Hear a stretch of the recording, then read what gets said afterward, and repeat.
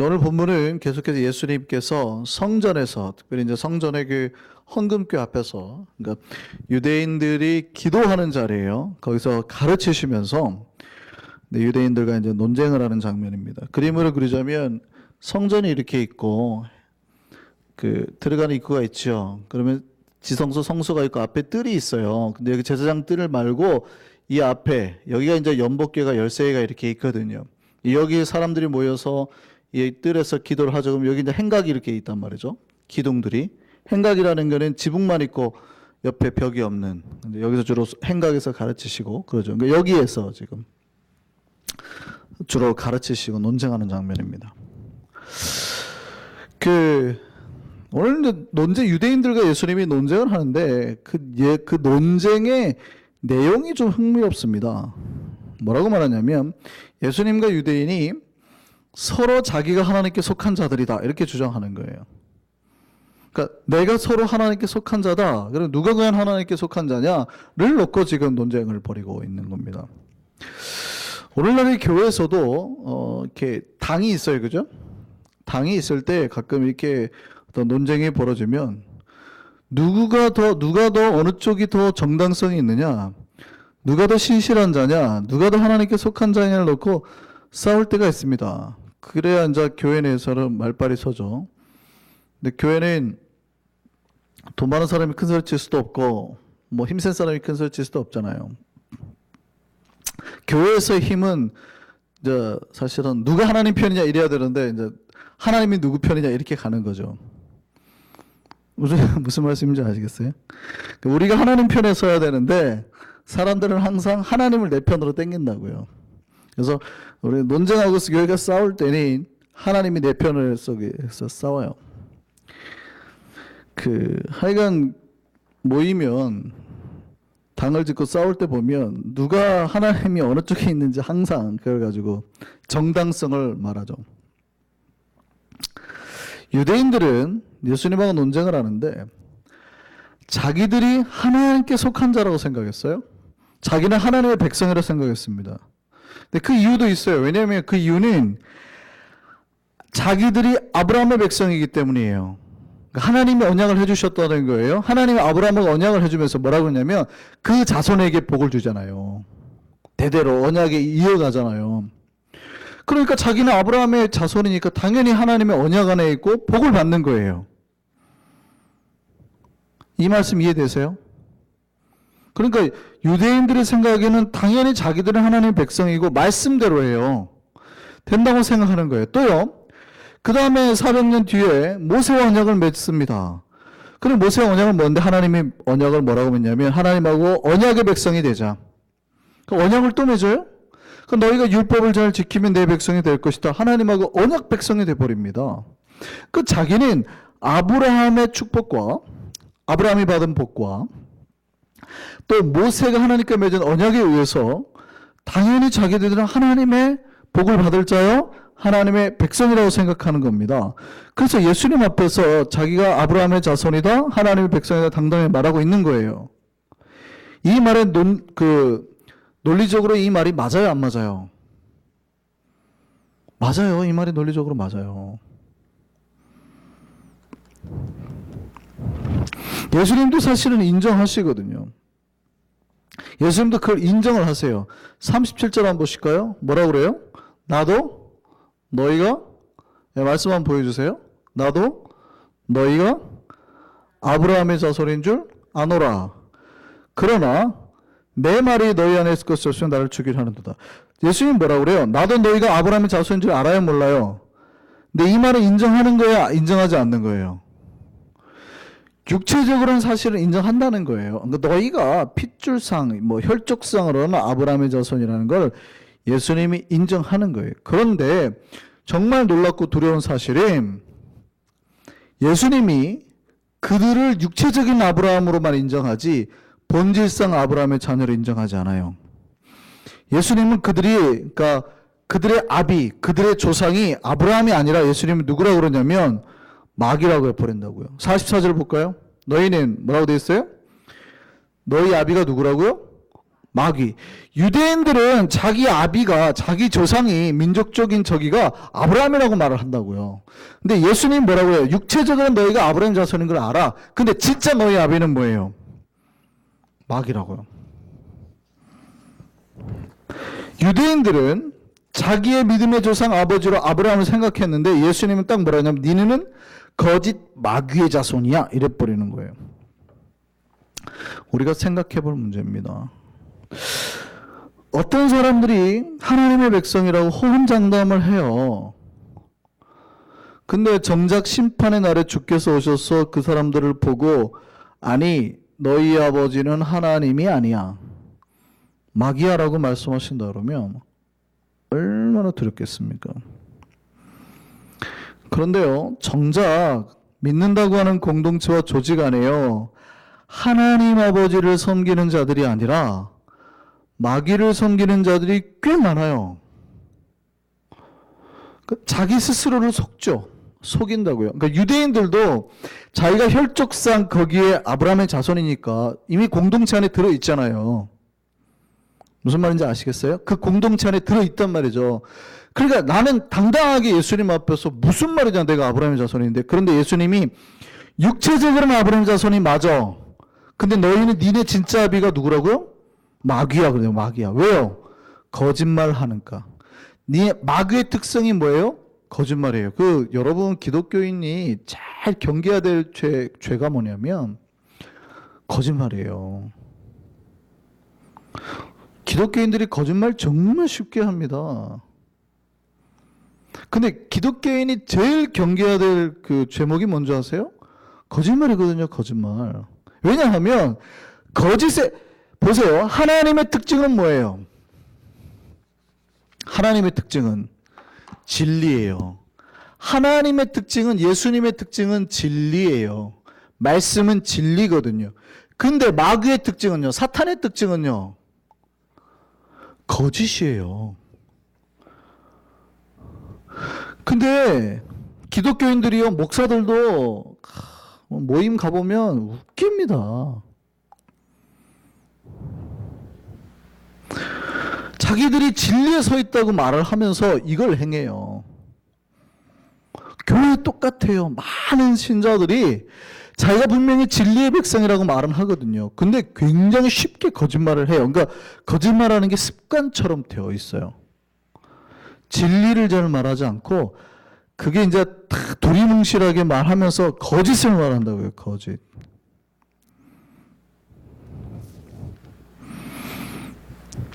그리고 그게 죄라고 생각을 안 하는 것 같아요.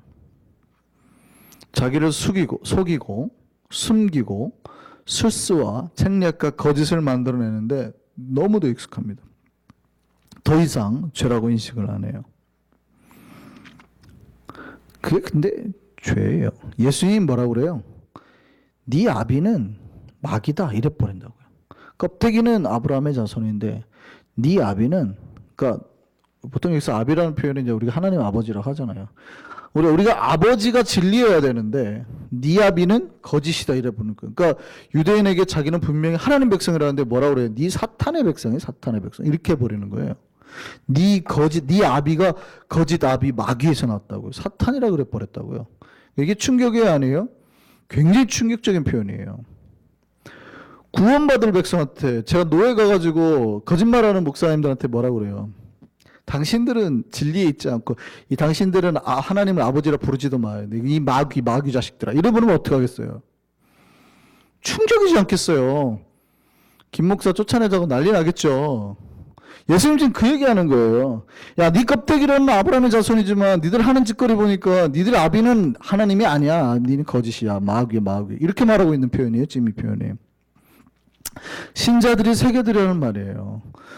너무도 쉽게 거짓을 행해요. 물론 우리가 거짓을 행할 수 있습니다. 실수나 잘못을. 아파해야 되는 거예요. 아파해야 되는 거예요. 오늘 예수님과 유대인들이 서로 하나님께 속한 자로 좀 논쟁을 벌입니다. 그런데 하나님께 속한 자인지 아닌지를 뭘로 알 수 있어요? 하나님께 속한 자의 특징이 있다고요. 오늘 그 하나님께 속한 자의 특징을 한번 보려고 합니다. 오늘 본문 34절 볼까요? 같이 있습니다. 34절입니다. 시작. 예수께서 대답하시되 진실로 진실로 너희에게 이르노니 죄를 범하는 자마다 죄의 종이라. 우리는 하나님의 종이요 예수님의 종이에요. 주님을 따르는 자들이에요. 그러면 우리는 뭐에서 멀어요? 죄, 거짓, 부정 이런 것에서부터 멀어요. 우리는 진리를 행하고 선을 행하고 정을 행하죠. 바름을 행하죠. 그래서 죄를 범하지 말라고 하는 거예요. 죄를 범하는 자는 누구의 종이에요? 죄의 종, 마귀의 종이죠.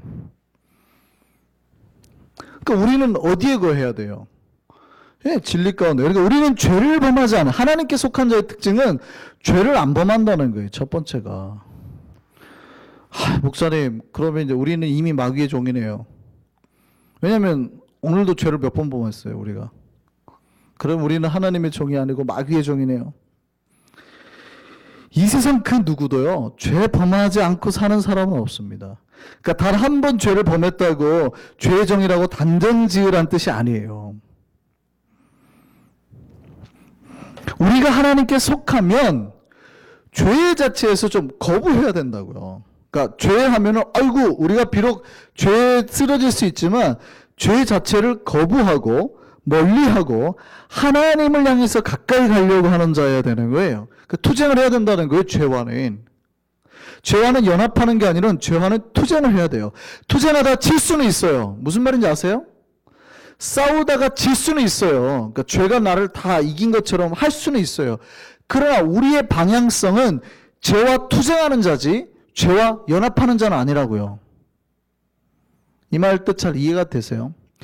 우리의 기본 노선은 죄와 싸우는 자이지 죄와 연합하는 자는 아니라고요. 이렇게 싸워야지 연합이 되면 안 돼요. 죄하고는. 연합은 누구하고 하는 거예요?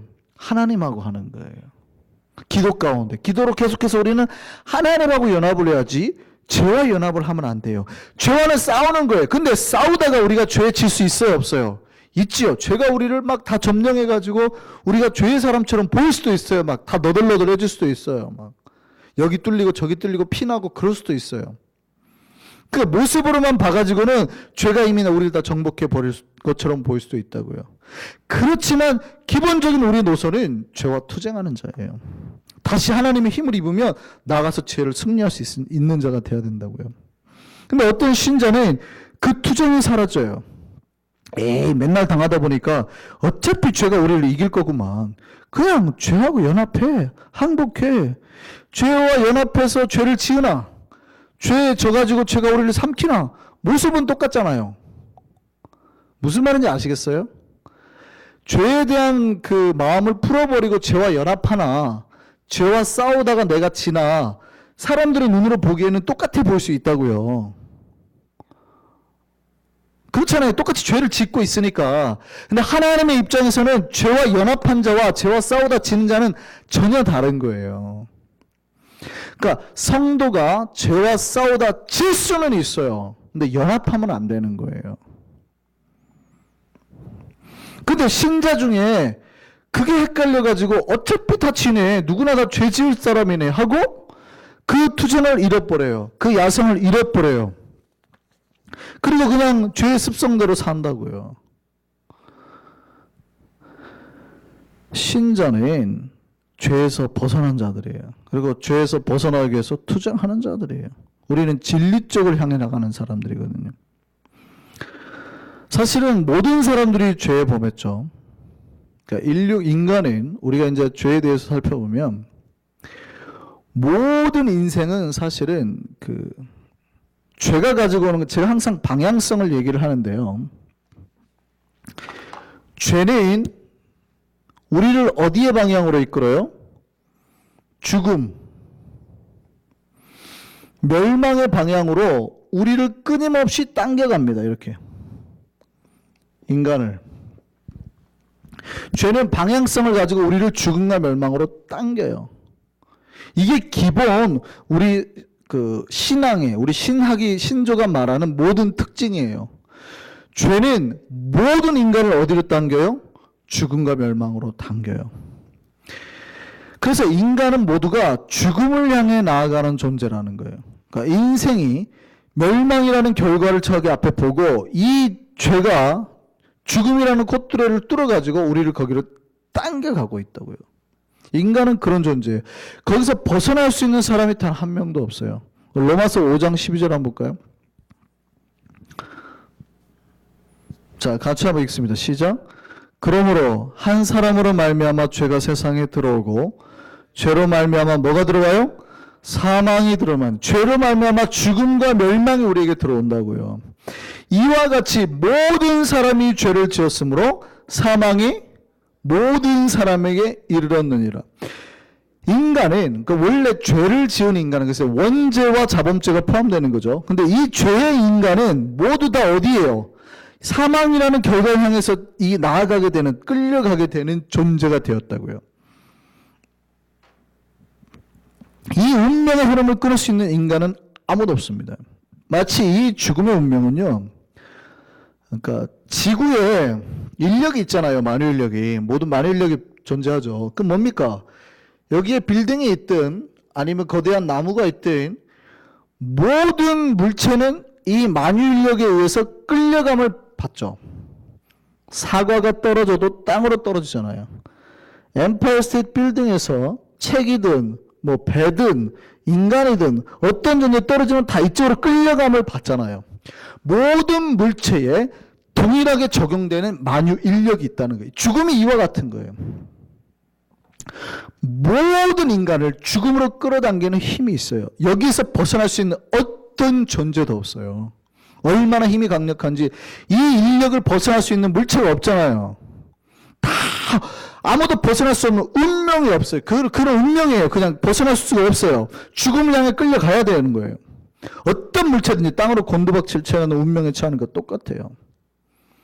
그런데 그 죽음의 운명에서 벗어날 수 있는 길이 있어요. 이 법칙에서 벗어날 수 있는 길이 있을까요? 없을까요? 이 만유인력의 법칙에서 벗어날 수 있는 길이 있을까요? 없을까요? 생각보다 간단합니다.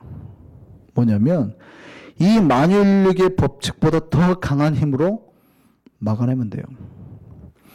사과가 떨어질 때 여러분이 옆에 있다가 그 떨어진 사과를 손으로 탁 잡아요. 그러면 사과가 떨어질까요? 안 떨어질까요? 더 이상 안 떨어지는 거예요. 그러니까 이 모든 물체가 죽음을 향해 가는 힘을 받고 있을 때에 이 힘보다 더 강력한 힘이 떨어지는 그 존재를 잡아당기면 우리는 더 이상 죽음을 향해 나아가지 않는 거예요. 무슨 말인지 아시겠어요? 문제는 어떤 물체라도 예를 들어서 구원을 받고 들림을 받으려면 그 어떤 존재라도 붙들을 수 있는 강한 힘, 예를 들어서 사과면 우리가 잡지만 자동차면 어떡할 거예요? 잡을 수 있어요? 없어요? 그러니까 이 세상에 어떠한 사람의 가벼운 죄는 인간이 잡을 수 있다고 치죠. 뭐 그럴 수도 없지만. 근데 정말 강력한 죄, 인간이 붙들어서 멈출 수 없는 그런 죄는 어떻게 할 거냐는 얘기예요. 모든 소형차든 큰 차든 트럭이든 다 잡을 수 있는 강력한 크레인이 있어야지 그거는 가능한 거예요. 모든 인류가 구원을 받으려면. 그 강력한 힘은 오직 누구밖에 없어요? 하나님밖에 없으신. 그러니까 인간이 죽음을 향해 끌려갈 때에 하나님께서 그 손을 내밀어서 막으시면 아무도 죽지 않는 거예요. 이게 구원이에요. 그래서 칼빈이 말한 5대 교리 중 5번째가 뭐냐면, 4번째인가요? 성도의 견인이라는 말이 있대요. 성도의 견인. 성도의 견인. 하나님께서는 성도를 이끄신다 이 말이에요. 견인이라는 거는 토잉하는 차를 말하는 거죠. 끌어당기신다는 표현이거든요. 어디로? 죽음과 멸망에서부터 끌어당기시는 거예요. 그때 인간이 비로소 구원에서 벗어날 수 있게 되는 거예요. 그러니까 하나님께 속한 자의 특징은 뭐예요? 더 이상 죄가 이끄는 대로 끌려가지 않는다 이 말이에요. 왜? 하나님께서 끌어가고 있으시니까. 그러니까 죽음의 법칙이 더 이상 작용하지 않아요. 이해되세요? 기본적인 교리예요. 현실에서는 우리가 싸우다가 지는 것처럼 보일 수 있지만 우리의 인생 전반은 하나님이 끌어가시는, 성도를 견인해 가시는 능력의 역사와 작용 가운데 사는 자라고요. 그러니까 땅에 곤두박질 치면 안 돼요. 만유인력 법칙이라고 다 땅에 곤두박질 치고 있다고 해서 우리가 땅에 곤두박질 치면 안 된다고요. 이해되세요? 성도가 하나님 앞에 이끌려가는 그 첫 번째 특징이 죄에서부터 벗어나는, 멀어지는 거예요. 두 번째 특징이요.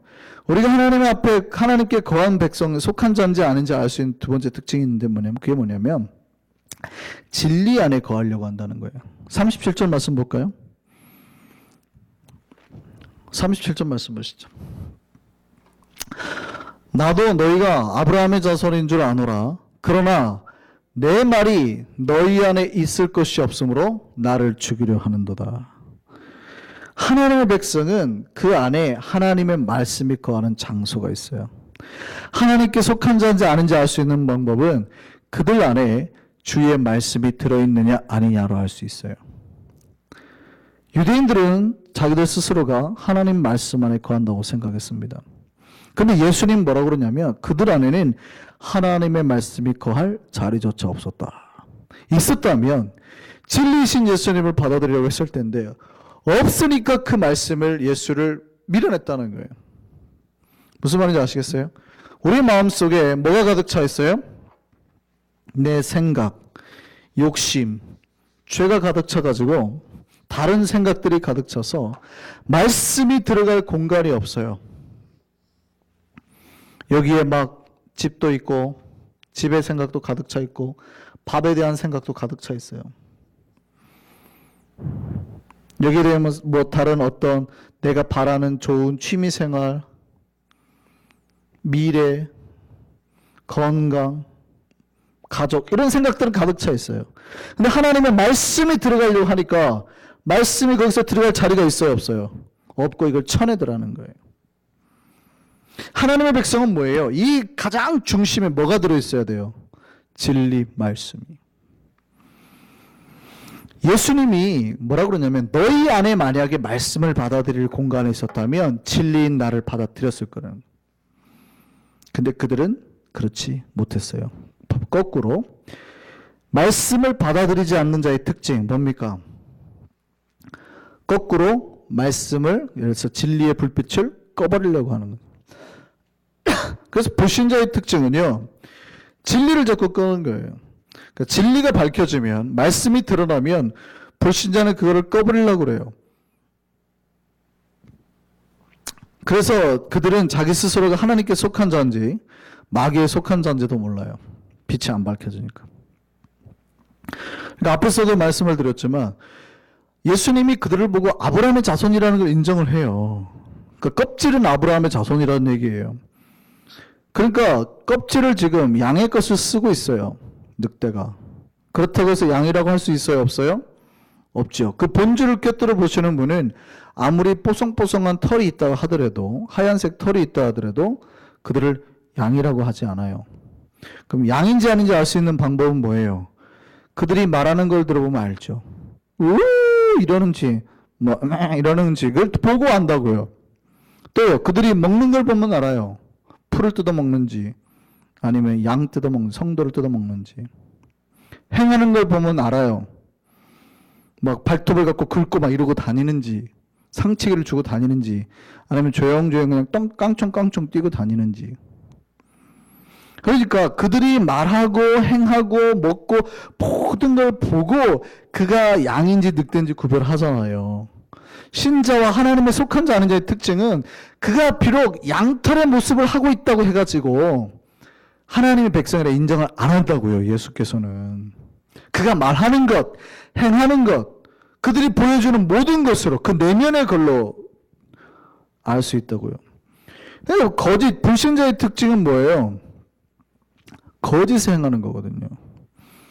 근데 예수님은 하나님께 속하지 못한 자의 특징으로 뭐라고 그러냐면 그들의 영적인 아버지를 따라가는 것, 그러니까 본래 태생을 따라간다고 그래요. 그러니까 비록 껍질은 양을 쓰고 있지만 속안이 늑대면 어쩔 수 없다는 거예요. 양이 되지 못하고 본성을 따라간다는 거예요. 44절 다시 한번 볼까요? 44절입니다. 같이 읽습니다. 너희는 너희 아비 마귀에게서 났으니 그 다음 뭐라고 그래요? 너희 아비의 욕심대로 너희도 행하고자 하느니라. 비록 그가 후천적인 노력으로 양털을 뒤집어 썼을 수는 있어요. 그러나 그 내면이 바뀌지 않으면 그 아비가 원래 주었던 본성대로 행하게 된다는 거예요. 그 아비 마귀는 뭐예요? 처음부터 살인한 자요. 진리가 그 속에 없고, 그러니까 진리가 서지 못하고 거짓으로 말할 때마다 지것처럼 말해요. 왜냐하면 그가 거짓말장이고 거짓의 아비가 됐으니까.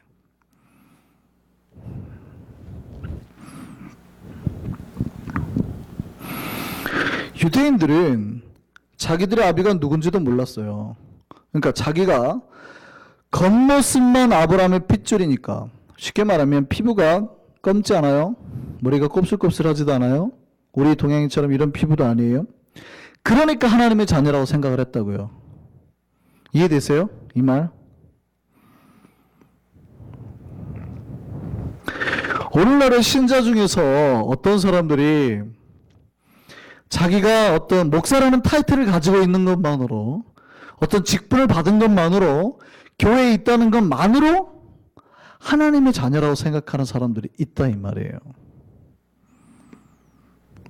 그게 저와, 물론 여기에는 없지만 교회 속에 들어있을 수 있다 이 말이에요. 저는 꽤 자주 만나요. 목사라서 그런지 꽤 자주 만나요. 이 목사 직함을 가지신 분들 중에서도 꽤 많거든요.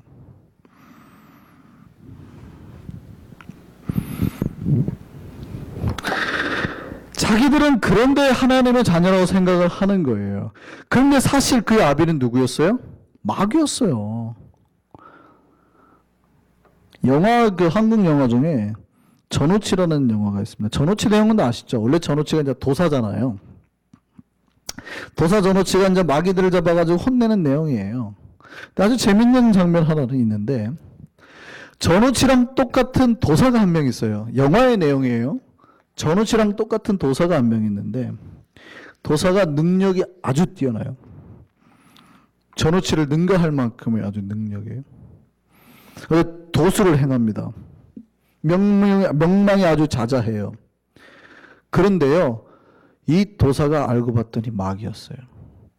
근데 자기가 마귀라는 거를 도사인 자기도 몰라요. 어느 순간 점차 자기 안에 있던 그 본성이 드러나는 거죠. 마귀의 본성이. 그러니까 껍질은 인간의 탈을 쓰고 있는데 자기가 본래 마귀인지를 모르고 그 본성이. 근데 어느 순간 그 안에서 본성이 나오면 마귀가 행하는 대로 하고 마귀가 하는 대로처럼 마귀처럼 살게 된다 이 말이에요. 유대인들이 자기 껍질이 아브라함의 자손이라는 것만 믿고 자기들 안에 거짓말과 있는 건 몰랐어요. 그래서 마귀를 따라서 욕심대로 행하고 특별히 거짓을 행하는 거예요. 제가 앞에서 말씀드렸죠. 마귀의 가장 큰 특징이 뭐예요? 거짓이에요, 거짓. 마귀는 절대 진실을 말할 수 없습니다. 여러분 잘 들어보셔야 돼요. 마귀는 절대 진실을 말을 할 수가 없어요. 마귀의 특징은 거짓이니까. 근데 그래서 마귀가 하는 걸 보면은 대신에 마귀가 아주 잘하는 게 뭐냐면, 진실 같아 보이는데 아주 마귀가 잘하는 건 진실에 가깝게 보여요. 진실에 가깝게. 그런데 딱 자세히 보면은 달라요. 진실이 아니에요. 그러니까 제가 지난번에 말씀드렸죠. 조금 나쁜 거짓말과 아주 많이 나쁜 거짓말이 있는데, 조금 나쁜 거짓말은 뭐예요? 누구나 다 아는 거짓말. 차린 게 없는데 목사님 많이 드세요. 무슨 말씀을요? 상다리가 휘어지겠네요. 누가 봐도 거짓말이에요. 괜찮은 거짓말이라고요. 근데 진짜 나쁜 거짓말은 이게 도대체 진리인지 아닌지 헷갈리게 만들어요. 그 사람을 미혹하는 거죠.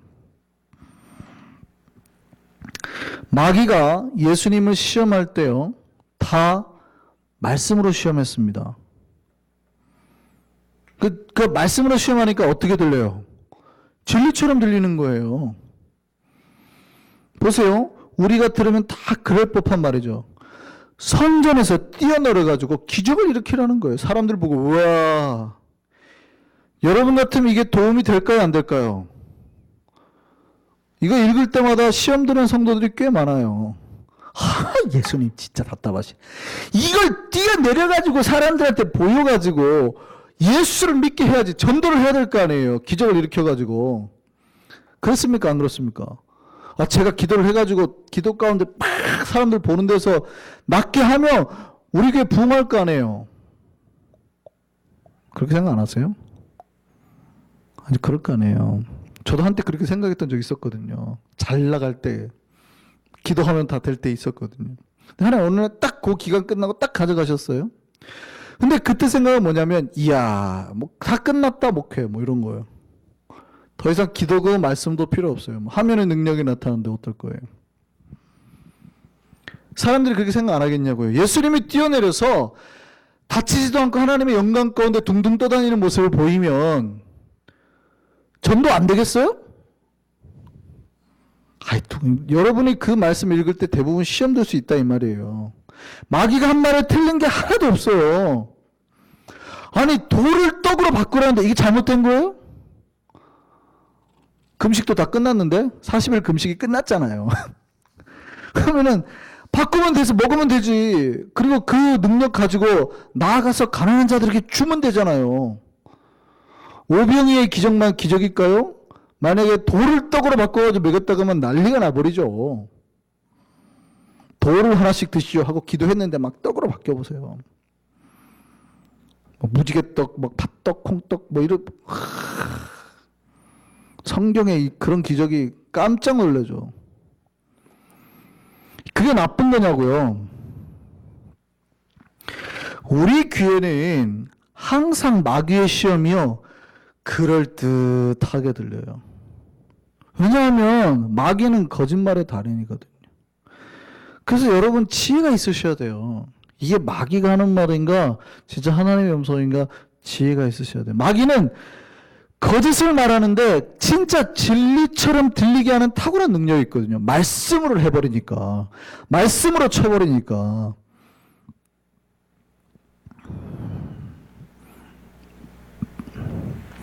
유대인들이 왜 예수를 안 믿었어요? 그들이 진리 안에 거하지 않고 있는 이유는요, 바로 거짓 마귀 때문이에요. 오늘 44절 45절 볼까요? 예수님은 진리예요. 뭐라고 그래요? 내가 진리를 말함으로 너희가 나를 믿지 아니하는도다. 너희 중에 누가 나를 죄로 책잡겠느냐? 내가 진리를 말하는데도 어째 나를 믿지 아니하느냐? 그들이 거짓 마귀에 거하니까 진리를 못 받아들이는 거예요. 세 번째 특징이 있어요. 하나님께 속한 자의 특징은요, 그 귀가 자동적으로 말씀을 향해 움직이는 거예요. 마치 안테나 주파수가 이렇게 어떤 전파를 따라 옛날에 움직였잖아요. 요즘에야 뭐 안테나도 필요 없는 세상이 됐지만, 마치 사막에서 초식 동물들이 그렇죠. 풀을 뜯어 먹든지 물을 마시다가 바스락 소리만 나면 어떻게 해요? 딱 멈추죠, 갑자기. 풀을 뜯어 먹다가 물을 마시다가 뭐 바스락 소리 나면 딱 이렇게 하죠. 그리고 뭐 합니까? 이렇게 하잖아요. 이렇게 서가지고 이렇게 보잖아요, 막. 그거 막 귀를 막 쫑긋쫑긋 세우고 보잖아요. 하나님께 속한 자의 특징이 그거예요. 어떤 하나님의 세미한 음성이나 내 삶의 문제가 딱 이렇게 들릴 때는 모든 자기가 행했던 걸 멈춰야 돼요. 물을 마시든 밥을 먹든 내가 했던 걸 다 멈추고 갑자기 딱 서가지고 하나님 말씀에 귀를 쫑긋 기울이는 거예요. 내 일상을 살다가 하나님의 세미한 소리가 들리면 그 소리에 모든 귀를 기울인 자, 그게 하나님께 속한 자예요. 47절 볼까요? 47절입니다. 시작. 하나님께 속한 자는 뭐예요? 하나님의 말씀을 듣나니. 이게 특징이에요, 특징. 하나님께 속한 자의 특징은 뭐예요? 아무리 마귀가 거짓말로 진리처럼 말해도 이거 걷어내고 하나님의 말씀을 듣는. 예수님이 시험에 이겨내신 거예요. 하나님께 속한 자는 하나님의 말씀을 들어요. 근데 듣지 아니하면 뭐예요? 속하지 아니해서. 유대인들이 하나님 말씀, 예수의 말씀 듣지 않은 이유는요, 정확하게 말한 답은 뭐냐면 그들이 하나님께 속해 있지 않아서예요. 하나님께 속한 사람들은요, 예수님이 말한 것이 진리인지 아닌지 구별해냈다고요. 그래서 그 말씀 안에서 항상 거했다고요. 마치 유대인이지만 예수님을 찾은 니고데모나 하나님의 영광을 기다린 시몬이나 안나 선자 같은 사람이 있다고요. 니고데모는 말씀 가운데 듣고 찾아왔죠. 근데 시몬이나 안나는 아기 때 이미 예수를 보고 이분이 세상의 빛임을 알아냈어요. 누가복음 말씀 볼까요? 누가복음 2장에 보면 예수님이 아기 때였어요. 자 보세요. 시몬이 아기를 안고 하나님을 찬송하여 이르되 주제여 이제는 말씀하신 대로 종을 평안히 놓아 주시는도다. 내 눈이 뭘 봐요? 주의 구원을 보았사오니. 아기를 보고 이분이 구원자임을 보았다고요. 그 다음에요. 이는 만민 앞에 예비하신 것이요. 그 다음에요. 이방을 비추는 뭐예요? 빛이요. 주의 백성 이스라엘의 영광이니이다. 하나님의 말씀 가운데 붙들린 존재는 예수를 봤더니 그가 진리임을 알아봤다 이 말이에요. 특별히 세상의 빛임을 알아봤단 말이에요. 요한복음에서 예수를 처음에 뭐라고 그래요? 세상의 빛이라 그러잖아요. 정확하게 꿰뚫어 봤다고요. 니고데모는 유대인의 관원임에도 불구하고 예수님께 찾아와서 예수가 세상의 구원자임을 알았다고요. 하나님께 속한 자는요, 주의 말씀 들어요. 주의 말씀에 거해요. 진리 가운데 거해요. 죄로부터 멀어지는. 이제 한번 우리를 점검해 보시죠. 우리가 하나님께 속한 자일까요? 아닐까요? 우리가 하나님께 속한 자라면 우리가 죄에서 벗어나 진리 안에 거하려고 하나님 말씀 안에 거하려고 노력하는 자일 겁니다. 물론 우리는 여기 나오신 분들은 당연히 다 그렇다고 봅니다. 우리는 죄와 가까울 수 없죠. 죄와 거짓과 가까울 수 없는 자예요. 우리는 계속해서 어디에 가까워야 돼요? 진리와 말씀을 가까이 하려고 하는 자들이에요. 그래서 우리가 온전히 하나님의 거룩한 지경에 거하고 그 안에서 주를 만나고 교제하고 그런 하나님의 참 백성이 되는 거죠. 우리가 앞으로도 끊임없이 그 자리 가운데 거해 있기를 소망합니다. 마귀는 정말 우는 사자와 같이 삼킬 자를 두루 찾아요. 삼킬 자를 두루 찾는단 말은 뭐예요?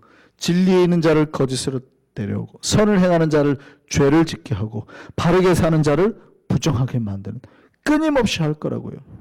우리가 어떻게 하겠습니까? 우리는 하나님께 속한 자로 끊임없이 이것을 잘라내고 절단하고 이것을 지키며 살려고 노력해야 된다고요.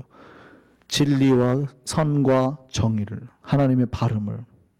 이게 하나님께 속한 자예요. 이것이 우리 안성교회가 나아갈 겁니다. 그 안에서 예수께서 영원토록 우리와 함께 계실 줄 믿습니다. 우리 기도하시겠습니다.